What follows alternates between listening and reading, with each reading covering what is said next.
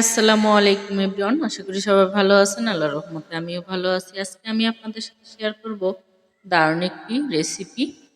আর কি কি রান্না করলাম আপনাদের সাথে শেয়ার করব। আজকে আমি রান্না করছি একটি অসম্ভব মজার খাবার, যা সবারই পছন্দ আমার মনে হয় আমার মতো।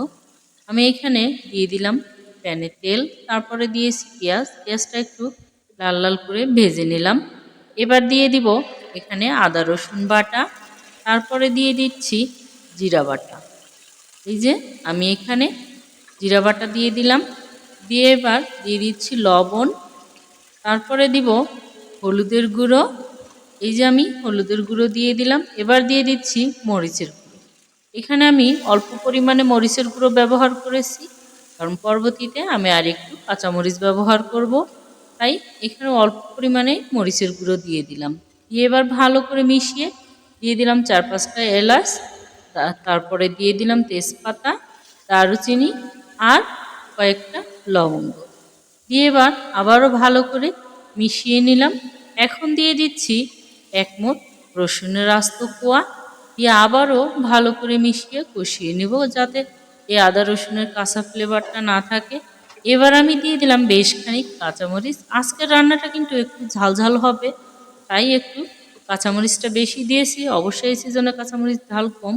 আর এইখানে এই যে আমি গরুর ভুঁড়ি নিয়ে এসেছি, যেটাকে গরুর ভট বা ভুঁড়ি বলে, আমরা ভুঁড়ি বলি, তাই আমি ভুঁড়ি উচ্চারণ করছি। এটাকে আমি প্রথমে ভালো করে পরিষ্কার করে কিন্তু এলাচ আর দারচিনি তেজপাতা দিয়ে সিদ্ধ করে নিয়েছি, যাতে এর একটা গন্ধ আছে সেই গন্ধটা না থাকে। তাই আমি আগেই সিদ্ধ করে পানিটা ফেলে দিয়ে একদম পরিষ্কার করে নিয়েছি। তারপরে এটা দিয়ে ভালো করে কষিয়ে ঢাকনা দিয়ে ঢেকে আর একটু কষিয়ে নিব। এবার দিয়ে দিলাম বেশ খানিক পেঁয়াজের কুচি। এখানে কিন্তু পেঁয়াজের কুচিটা একটু বেশি দিয়েছি, কারণ এই পেঁয়াজটা গলে পরবর্তীতে এর যে একটা গ্রেভি হবে সেটা কিন্তু প্রচুর ঘন এবং খেতে টেস্টি হবে।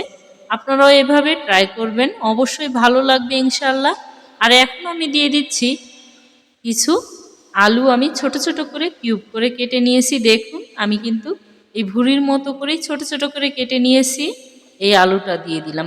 আলুটা দেওয়াতে এর যে ভুঁড়ির একটা তেল আছে, এই তেলটা যদি আমি আলু না দিতাম তাহলে আলাদা তেল ভাসতো এবং জমে যেত। তাই এই আলু দেওয়াতে ওই তেলটা কিন্তু থাকবে না, আলুতে ওর তেলটা টেনে নিবে আর মাখামাখি হয়ে যাবে। এতে কিন্তু অসম্ভব মজার।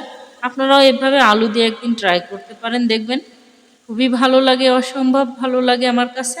আমি তাই দিয়েছি, আর আপনারা চাইলে স্কিপ করতে পারেন। যদি শুধু খান শুধুও দিতে পারেন। আমি একটু আলু দিই, কারণ ওই তেলটা আমার কাছে বেশি মনে হয়, এই জন্য আমি একটু আলু দিয়ে দিয়েছি।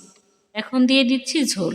ঝোলটা সিদ্ধ হওয়ার জন্য আমি ঝোল রাখবো না, ঝোলটা শেষ করে ফেলবো, যাতে এই ভুঁড়িটা আমি আগেই সিদ্ধ করে নরম করে নিয়েছি, কিন্তু বলেছি আপনাদের। আর একটু ঝোল দিয়ে দিয়েছি যাতে প্রপারলি সিদ্ধ হয়ে যায়। আর এই যে দেখুন আর একটু নেড়ে দিচ্ছি। এভাবে কিন্তু অবশ্যই আপনারাও ট্রাই করতে পারেন। নতুন রাঁধুনি বা ব্যাচেলর যারা, বা যারা ভুঁড়ি লাভার আমার মতো, তারাও কিন্তু এইভাবে একদিন রান্না করতে পারেন আমার মতো। আর আপনারা কিভাবে রান্না করেন অবশ্যই কমেন্টে জানাবেন। আমিও আপনাদের রেসিপিতে একদিন ট্রাই করবো ইনশাল্লাহ।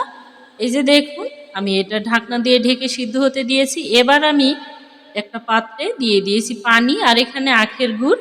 আখের গুড় দিয়ে চা বানাবো। এই চাটা আমরা ছোটবেলায় আমার নানা ভাই আমাদেরকে খাওয়াতো, নানা ভাই নিজেও খেত এবং আমরাও খুবই খাওয়ার জন্য নানা ভাইয়ের এই চায়ের সিরিয়াল দিয়ে থাকতাম আমরা সব কাজিনরা। এখানে আমি দিয়ে দিয়েছি আখের গুড়, 2টো লবঙ্গ আর তেজপাতা। আমার নানা ভাই সবসময় দেখতাম গাছ থেকে তেজপাতা ছিঁড়ে আর 2টো লেবুর পাতা ছিঁড়েও দিত। এখানে তো শহরে লেবুর পাতা নাই, তাই আমি গাছেরই তেজপাতা নেই, কেনা তেজপাতা শুকনাটাই দিয়ে দিলাম, কাঁচাটা নাই আমার কাছে।